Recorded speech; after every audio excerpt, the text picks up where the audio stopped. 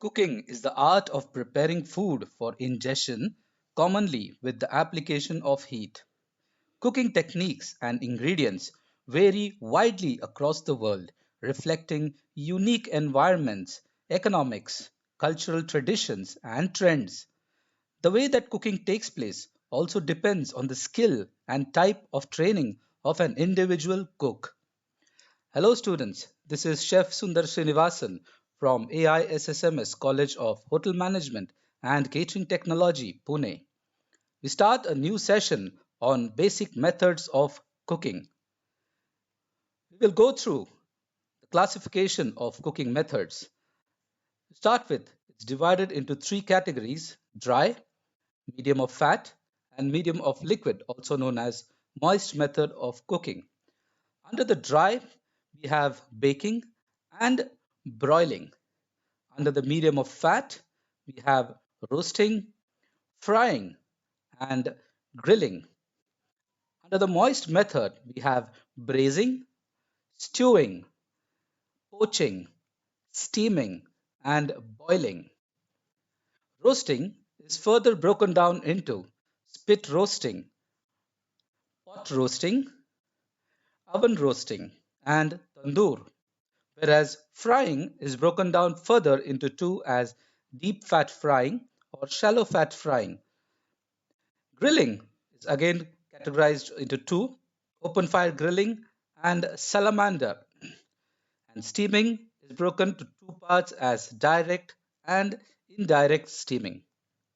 In this session, we are going to go through the moist methods of cooking.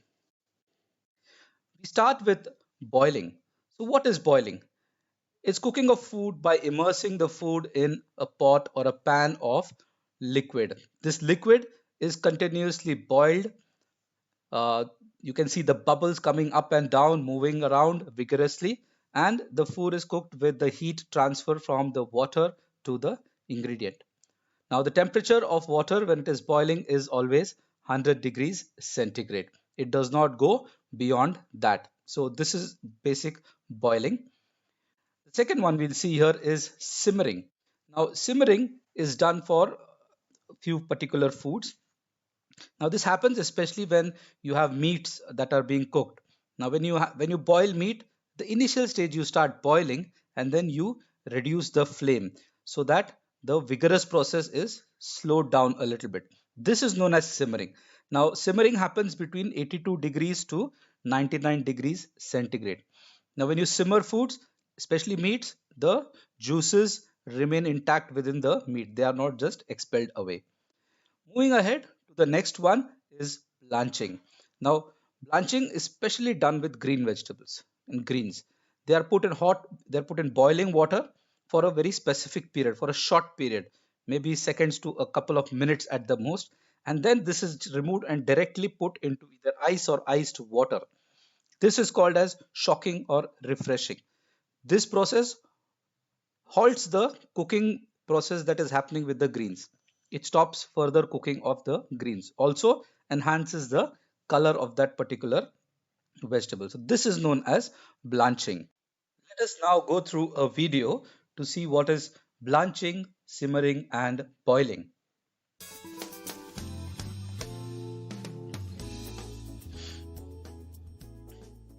Boiling is one essential cooking technique that can help you make simple, healthy meals. It is great for quickly cooking a variety of foods, including vegetables, grains, meat, and eggs. Most foods are boiled in water, but other liquids can be used. Start by filling a large sauce pot 2/3 full with your liquid, then turn the dial to high. Adding a few shakes of salt to water can add flavor and can help it boil faster. Leave it out to lower your salt intake. Putting the lid on can also help the water to boil faster, but should be left off when boiling food. The water will start to simmer before it boils. Simmering is when small bubbles continuously break the surface. The more water you have, the longer it will take to start simmering. A recipe may tell you to simmer instead of boil. Poaching is another technique that cooks food in very hot liquid that is not simmering or boiling.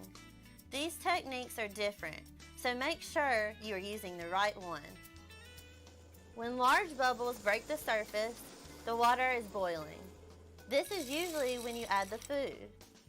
The water may stop boiling because cooler food was added, but wait, and it will begin to boil again.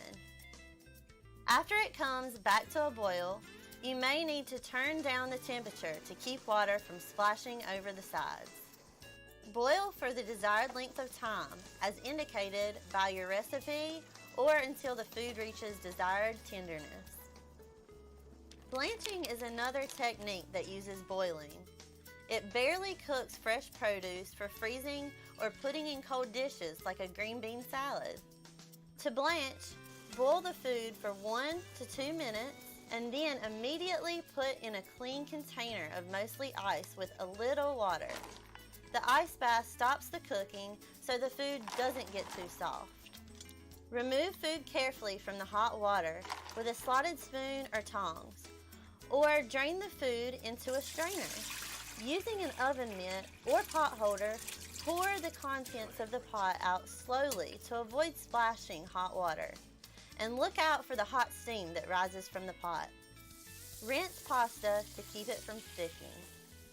Transfer cooked food to a dish or back to the pot if it needs to continue to cook with other ingredients.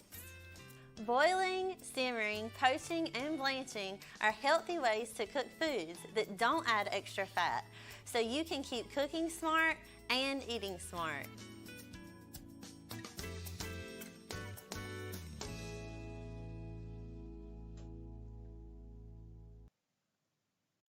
Hope this video has brought a little more clarity on these methods of cooking. Some basic rules that we need to see for boiling. The food must be completely immersed in the process.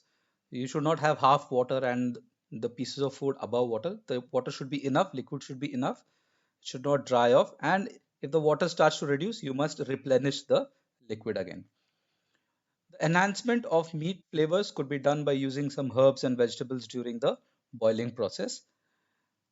The liquid in which the food is boiled is known as pot liquor. Generally, you don't throw it away. You can reserve this liquid back and you can use it in preparation of gravies and sauces as well. Fast boiling should be done for green vegetables since it has to quickly cook, else it will discolor and some water soluble vitamins and salts will be lost. Uh, the pots and pans should be uncovered, especially while cooking the greens. Root vegetables must be placed in cold water. This helps to improve their flavor as the acid taste of the root vegetables they are leached out in this boiling process. Stocks, sauces, and soups must be simmered gently. Okay, don't keep on boiling; they must be simmered. Well, the stock will also get cloudy if you boil it continuously, and any scum that arises must be removed and thrown away. So these were some basic rules that we need to observe and follow. The next method we see is poaching. Now, in poaching, again, the water is not allowed to boil, the liquid is not allowed to boil. If it comes to a boil, immediately you are supposed to reduce the temperature. Now, this is done between 70 to 80 degrees centigrade, and this is the ideal temperature for poaching eggs and soft cuts of meat like a fish or even poultry, and sometimes even fruits can be poached. Uh, Especially while doing eggs, if you can, you should keep the pan away from the center a little bit, and then from one side you put the eggs and you shift the eggs towards the cooler side. Now this gives a good rough shape also to the egg while you poach it. So this is poaching. Some basic rules when you are poaching. So the food item must be immersed completely when it is cooking in the entire process. As soon as the liquid with the food begins to boil, always bring the temperature down. Do not allow the liquid to boil. If whole fish is used, place it in cold water and then you start cooking. The liquid for poaching eggs at one side of the pan should be simmered, and the fresh egg must be added one at a time. Just explained it that you can put it from the side and shift it towards the other end. Next method we are seeing is steaming. So what is steaming? In this particular method, there is water that is continuously boiling in the base pan, and this constant boiling gives a lot of steam. and food is placed on this container, and through perforations the steam passes through it and gets in contact with the food or any other container and cooks the food. So that is how steaming is basically done. As we said earlier, it is broken down this is broken down into direct steaming and indirect steaming. So in direct steaming, it's done by placing an article or container on the water which has a lot of perforations. So you have to allow the steam to pass through these perforations and get in direct touch with the food that is being cooked. So when steam comes in direct contact with the food that is being cooked, it's called as direct steaming. Whereas in indirect steaming, food food does not come in direct contact with the steam. Whereas the container that is being used is in direct contact with the steam. So food that is cooked by indirect steaming method is always covered with some material, grease-proof paper or a foil or a lid. So there should be no steam contact directly with the food. So where steam does not come in direct contact with the food is called as indirect steaming. Now some rules, some basic rules. So small quantities of food will be generally steamed as this is a slow process. Green vegetables are not suitable because they will lose their color very fast. Puddings that are made, they must be covered with grease-proof paper. I just explained to you that it has to be covered to prevent, the condensed steam that is there on the lid to fall back into the pudding or any food that is being done by indirect steaming. So always cover the the food or the container that is being used for indirect steaming method. Root vegetables, including potatoes, must be placed in perforated trays. Now, what will happen? A lot of steam circulates the food and cooks the food evenly. That is why you place it on perforated containers. So, it is a good method for the invalids, for patients. It's a very nice method because there is very less loss of nutrients, and generally, steamed foods are easy to digest. So, these are some rules for steaming. Moving ahead, we go into pressure steaming, which is not mentioned earlier. This is just an additional part. Now, what happens in pressure steaming? High amount of pressure needs to be generated, especially when you are doing this particular method, and a pressure cooker is generally used. Now, what happens here? Uh, when there is pressure applied within the chamber of the pressure cooker, the temperature of boiling water, that is 100 degrees, increases and goes way beyond that, 110 to 120 degrees centigrade also. So when the temperature goes high, the food cooks much faster. So and the heat is transferred very fast. So the higher the pressure, higher the temperature, which means cooking time becomes less and less. So that is why pressure cooking is favored by many. So we'll go through a small video on how pressure cooking helps The water in this in pot cooking of is boiling, foods. which means it has enough energy to overcome the air pressure above it and turn to vapor. Here in Boston, at sea level, water boils at 212 degrees Fahrenheit. But 1 mile up in Denver, Colorado, where the air pressure is lower, water boils at just 203 degrees. The boiling point of water is dependent upon air pressure. Inside this pressure cooker, where the air pressure is about double what it is at sea level, water boils at a whopping 250 degrees Fahrenheit. That higher temperature means shorter cooking times. Now, all pressure cookers have the same basic design: a thick base that helps distribute heat evenly along the bottom of the pot, a semi-sealed lid with a rubber gasket, and a valve that regulates the pressure inside. As the pot heats up, the pressure inside builds, trapped by that sealed lid and maintained by the valve. The water molecules inside need more energy to turn into vapor, which increases the temperature inside the pot. That super hot, moist cooking environment transfers heat to the surface of the food rapidly, cooking it faster than would ever be possible in our regular Dutch oven. So, why use a pressure cooker? The simple answer is that it's faster, but the results really speak for themselves. Take a look at these two pot roasts. Now, both were cooked for 1 hour. This one inside of a Dutch oven, this one inside of our pressure cooker. The Dutch oven roast is way underdone and really tough. The pressure cooker pot roast is fall apart tender and super moist. And that right there is the power of the pressure cooker. So we saw the power of pressure cooker, how it is helpful to cook food much faster. Moving ahead, we go on to our next method of cooking, that is stewing. Now this is a gentle process. It's a slow process. So you have water, stock or sauce which is used along with meats and other vegetables, and it is cooked slowly. Okay, it is not in a hurry that has to be cooked. Now, this could be covered and cooked to ensure that the juices remain within the preparation itself. Also, one thing we need to understand in stewing, the cuts of meat, they are small, not bigger. Small pieces of meat are used, and pieces from coarser or older and cheaper types of meat is used in this kind of preparation. So what happens in the slow cooking process?